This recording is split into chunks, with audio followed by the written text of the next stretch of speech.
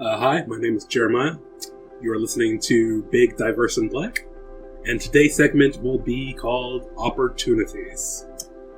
And so let's dive, of course, into story time. This starts off in, I want to say, freshman or sophomore year. I'm not quite sure when. Freshman year. My brother had been the drumline coordinator at my current place of employment, and he had recently gotten into college. And so he was getting busy with college and his own career as a musician and going to school for music and everything. And so he didn't have as much time to help with my current place's drumline gig. And so they needed a new drumline coordinator. And luckily enough, nepotism! So yeah, they of course asked me because I was a percussionist at the time and I was related to him and I knew almost as much as him. So I was somewhat skilled, so I could do this comfortably. And so we had agreed that for summer day camp, I would come in on Mondays. We would have the drumline club where the kids would participate in drumline, where they would play a certain beat and what's known as a cadence, which is essentially a drumline song. I don't know how else to explain it. We'd kind of go over the basics and which songs to do and everything like that. So this story takes place on that Monday, where I walk in. I meet a coworker, Ken, and Ken doesn't know what's going on. All he knows is that I'm a big kid, and he's like, "What grade are you in?" And I'm like, "High school." And he's like, "Okay. Well, this is the room for the bigger kids." And I'm like, "Okay." I don't know what to do, so I just go in with other kids and start doing their activities. Fast forward a little bit, and my boss walks in, and he's like, "What are you doing, Jeremiah?" I'm like, participating? He's like, no. And like Ken's like, "Oh, is he not a kid?" He's like, no. This is what's his name, brother. He's gonna be in charge of our drum line. And Ken's like, "Oh my god, I'm so sorry." And I'm like, I didn't know what was going on either. So Bonnie takes me in and shows me where the drums are. I set it up for drumline club. They bring in the kids. We do our thing. Everything's fine. Everything goes pretty well. It's our first day. I start off with the basics, like how to hold your sticks, basic drumline things. And then everything works out fine, so I go home for the day. It is now Tuesday at 8 o'clock a.m. I need to inform you that I'm a trifling ass person, and I get up at noon. And so for me to be up at 8 a.m. is ridiculous and ungodly. And so I'm just up on a Tuesday at 8 a.m. not knowing what the fuck to do. And so, in my great wisdom, I don't really go out with friends because I don't really have a cell phone at the time, and I don't really know anybody's number or where my friends live. So I decided to go back to work. I don't know what else to do. Where else do I go? And so I walk in, and Ken's like, "Oh, Jeremiah, you're here. You just gonna be helping out?" I'm like, "Sure." It's like, "Okay," and so he puts me to work. And I just go around helping out a little bit. I'm a high schooler, and I'm just helping out with the middle schoolers. Like, nothing super serious, but just helping out where I can. And I'm kind of a little bit nervous because I just doxed my boss. I guess I'll need his permission to air this episode. Whatever.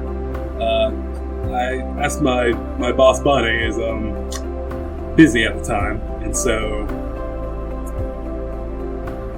sorry, I didn't mean to dox him, so now I'm just a little bit nervous about that. And I had to see him all day, and I'm kind of dreading it because I'm not supposed to be there at the time. And I'm like, "Oh, he's gonna ask me." I do what is normally called, if you're familiar with CBT, it is known as catastrophizing. Fuck, that's a hard word to say. Catastrophizing. And that's when you essentially think every situation is going to be a catastrophe and is going to go in the worst way possible. And so in my mind, I think, oh, I'm here on a day I'm not supposed to be here. He's going to ask me to leave, and then it's going to be a big deal, and then I'm going to get fired from my drumline because I'm here because I'm not supposed to be here. And so I'm kind of like hiding from him a little bit, but at the same time, still helping out as best I can. And so around lunchtime, he finally he's been hearing how there's this big ass dude helping around, and he's like, he finally catches me like, Jeremiah, and I'm like, okay. And he's like, can you come to my office real quick? And I'm like, okay. Now this time I know what's gonna happen. He's gonna tell me I'm not allowed to be here. I need to leave because you're just not supposed to be here. So just get the fuck up out. And so I'm just mentally preparing for this. Because I enjoyed the 2 minutes I helped, because honestly I didn't have anything to do, and it was kind of fun. So I enjoyed myself, but I realized I'm not supposed to be here. So I'm mentally preparing myself for this situation. And so I walk in his office, and he's like, hey. I'm like, hey. And he's like, he's a practical person, so he just jumps right in. He's like, I'm only paying you for Monday, right? And in my mind, he's a dumbass. Because I'm like, duh. You pay me for drumline. Drumline is on Monday. Are you dumb? You wouldn't pay me for today. That's a dumb question. Yes. It's so funny, because in my mind, I'm just like, is he a dumbass? Because I was just confused by this questioning. Because obviously, we made an agreement. I come in on Mondays to do drumline, and that's what you're paying me for. I'm here today just to come in for today. Whatever. And it's like, oh, so you're just helping out? I'm like, yeah. And again, I'm like, okay, here it comes. You gotta get out. We can't have you around here. He's like, oh, okay. Kind of shoos me away. And I'm just confused, because I'm like, I can go back? He's like, yeah, just go back to help me out. That's cool. And again, kind of shoots me away. He's a busy dude. He's got shit to do. And so, I'm just so fucking confused. So I try to finish off the day. But in all honesty, I am emotionally distraught at this moment because I don't know what the fuck just happened. In the 8,000 scenarios that I played in my head, catastrophizing each and every one, in every situation, he tells me to leave. He tells me you're not allowed to be here. You only come on Mondays. In every single scenario I ran, I'm asked to leave. And here in reality, he doesn't care because he gets a free worker. Of course he doesn't fucking care.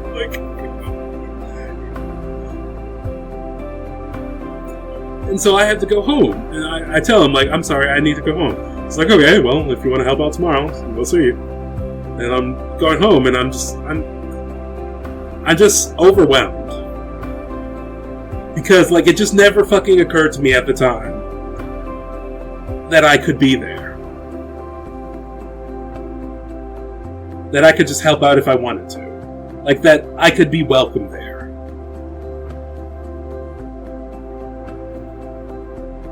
And so, come Wednesday, I wake up at 8 o'clock again, this time on purpose, because I know that summer day camp starts at 9 a.m. or something. And so I take the bus there. I had a bus card at the time, because I took the bus to school, so I had a free bus card. Well, it wasn't free, but I had a bus card. Took the bus there, and then I walk in, and he's like, hey, Jeremiah, you gonna help out again today? I'm like, yeah. I'm kind of hesitant, am I allowed to be here? I'm like, okay. Go on. It kind of shoots me away again, and I'm like, okay. And thus starts what I like to dub my volunteer period, where I'm working as drumline coordinator on certain days, but on other days, I literally have nothing better to do because I'm no life loser, and so I'm just helping out as I can. Fast forward to the school year. Hey, Jeremiah, we're gonna have a drum line during the school year. You'll meet up with the kids on Tuesdays, Thursdays at X o'clock. You want in? I'll pay you for Tuesdays and Thursdays. I'm like, okay. Okay, see you then. Can I come in on Mondays and Wednesdays? I'm gonna pay you for Tuesdays and Thursdays. Okay, I just want to come in. Oh, so kind of like the summer? Yeah. And at this point, I'm expecting... No, we allowed that once. You can't do that again. Bonnie, being a practical man, is like, yeah, if you want to volunteer, go ahead. He doesn't care. Like, he's going to be another free worker. He doesn't care. He knows I'm trustworthy. He's like, you're a cool dude. You're a brother of a worker. We know you. We've known you your whole life. Okay. And so, I'm just confused as fuck again. And like, it's payday, but I have to excuse myself again because in my mind, 8,000 scenarios, at this point, only one of them said he would say yes. 7,999 scenarios said, no, you can't come in on your not days you're not supposed to be here. That's breaking the rules, or you're just not allowed there. But again, reality is, he doesn't mind free help. And so I have to excuse myself to go home again because I'm overwhelmed. But school year comes around. Tuesdays and Thursdays, I come in for drumline. Monday and Wednesdays, I just come around because, honestly, I got nothing better to do. Fast forward a year or two later, and he's like, yo, you've been here for the last, 2 years. You want a position? I'm like, I can have that? He's like, yeah. You just come in after school on X and Y, or Monday through Thursday, and yeah, you're basically doing what you normally do. Just now I'll be paying you for your time.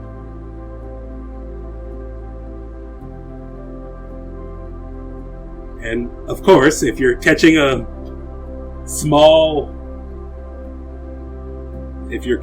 to my habits, you'll realize that I have to excuse myself yet again. Because again, I don't know how to react to this. This generosity, this opportunity. Keyword. I don't know how to react to this situation. Because it's overwhelming me because I never suspected this. I just thought I would just be there just to be there. I never thought I could be paid for that. Like I was important. And thus I became for lack of a better word, full-time, part-time worker. And so it just slowly evolved from there. And then it comes up like, hey, we got these computers in the computer lab that we need fixed up. We know you're computer literate. You want to help out in the computer lab? Of course. Now I'm in the computer lab. We need help with our computer system. You want to help out? Sure. And just keep on evolving from there. And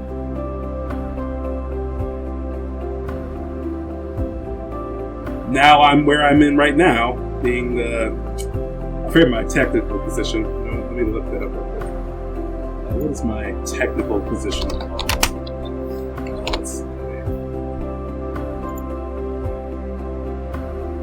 What is my official position? I forget exactly what it's called.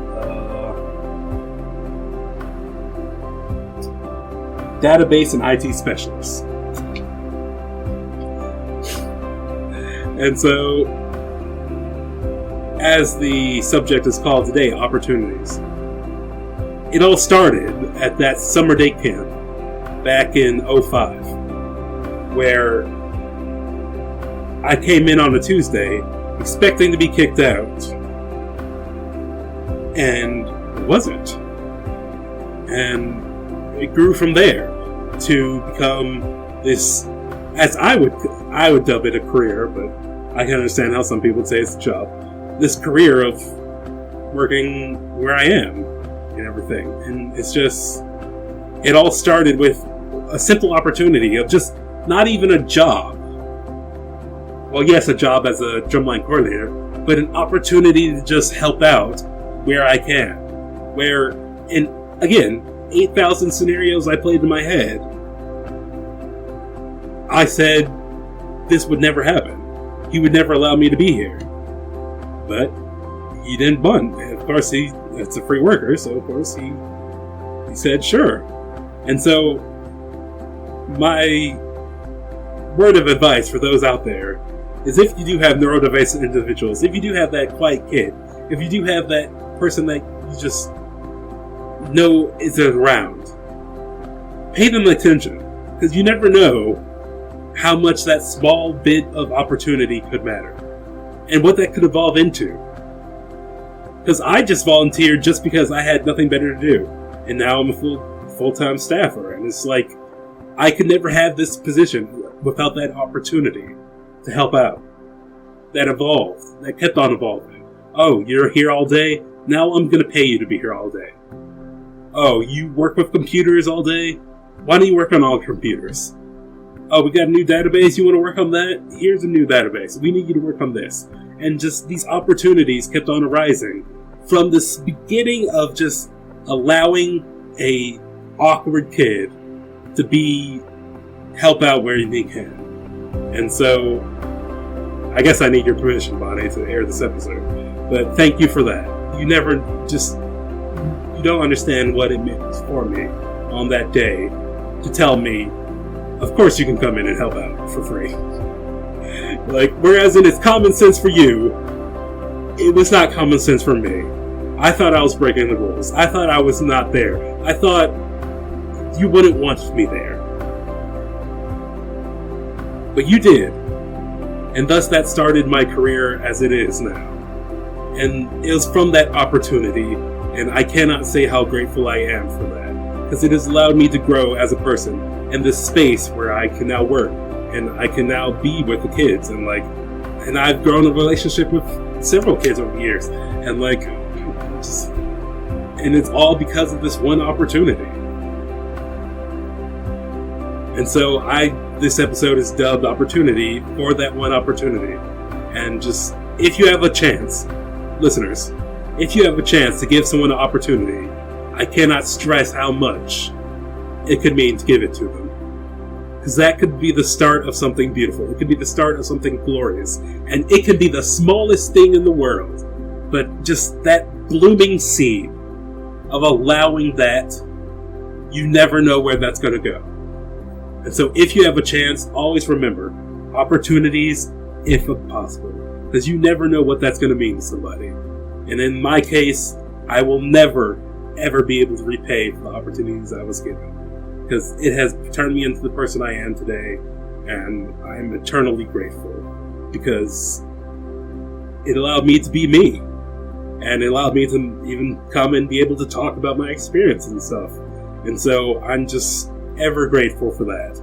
So we're going to end today's segment. It's kind of on a sappy note, but again, opportunities.